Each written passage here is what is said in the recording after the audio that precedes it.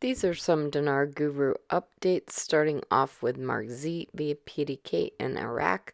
Iraq joins EBRD, becoming the 74th shareholder, announces Foreign Ministry. This is the European Bank for Reconstructions and Development. This is a major worldwide organization and bank. They are not doing this for some third world country. Iraq applied to be a member in 2018, but they waited until now to bring them on board. Does this tell you anything? I believe it tells us we are about to see a currency change. If they're joining an international organization, they're going to need an international currency. Militiaman says the Bank of International Settlements is the central bank of all central banks. They move markets. Commercial traders fear central banks because of the amount of money they have to be able to throw up markets. The Bank of International Settlements talked with the language I've never heard before in my 30 years of trading. When central banks have to be very, very careful on how they say things because they say that will move markets. People can lose and make money. Article quote, the Arab Monetary Fund of the International Settlements organized a meeting on Wednesday, Tuesday, November 15th, 16th of 2023. This article did not come out until the 16th. The 15th, they never mentioned it. Why not tell you in advance if they have a meeting? Militiaman has another quote. The meeting comes under highly complex economic conditions, discussing a number of aspects related to the role of monetary policy in facing risks resulted from the repercussions of the possible macroeconomic shocks. In other words, something is going to happen, and they're telling the largest entities in the world that they're facing risks resulting from repercussions of possible macroeconomic shocks. In other words, if something happens in a small country, something else could happen in a big country. If the Bank of International Settlements is telling this to other central banks who does business with other central banks, those that need to know this information just got told something's up.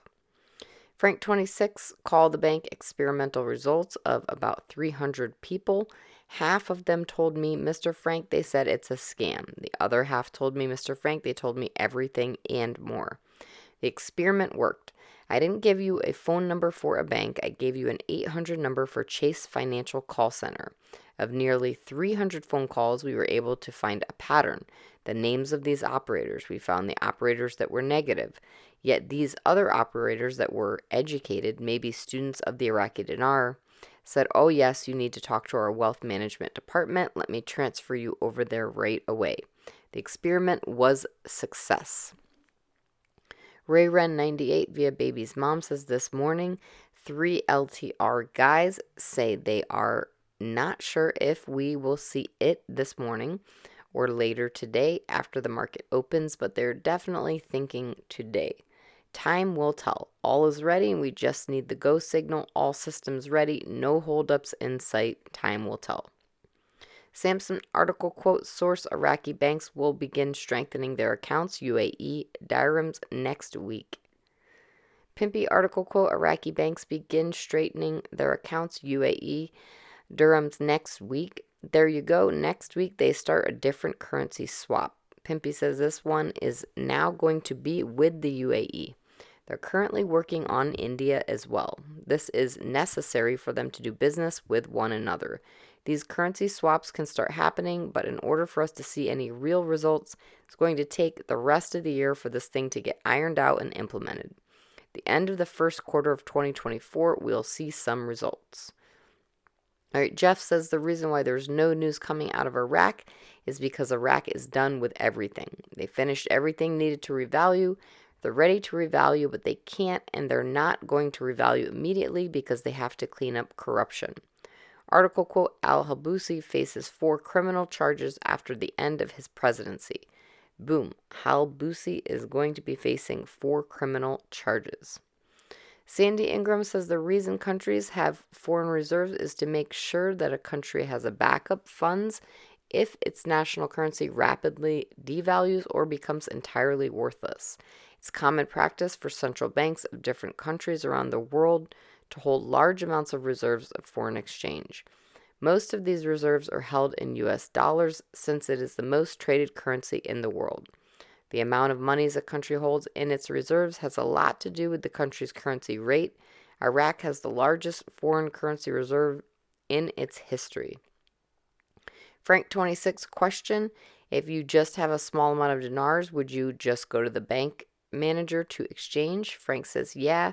You got a small amount, 100,000, quarter of a million, whatever. Yeah, go up to the teller, and have them take care of you. They won't take care of you at the counter, they'll move you over. That's why they're building these cubicles all over the place. All right, Pimpy says Iraq is rocking and rolling on infrastructure. This is going to provide a lot of jobs. This is going to start really opening up the economy for Iraq. Things are starting to rock and roll. Let's hope nothing spoils it. All right, lastly, Mark Z via PDK, quote, Iraqi Prime Minister orders a reform of the Iraqi banking sector. Mark Z says he goes on to address exchange rates. Quote, Iraqi financial expert predicts decline in dollar exchange rate. Mark Z says he expects the dinar to continue to gain strength against the U.S. dollar. BRICS says Iraq to ditch U.S. dollar for imported goods. They're looking to start their own free trade zone for selling local goods in their own currency with a steep discount for the goods. So by using the dinar, they get a better deal on these products, and this is part of de-dollarization.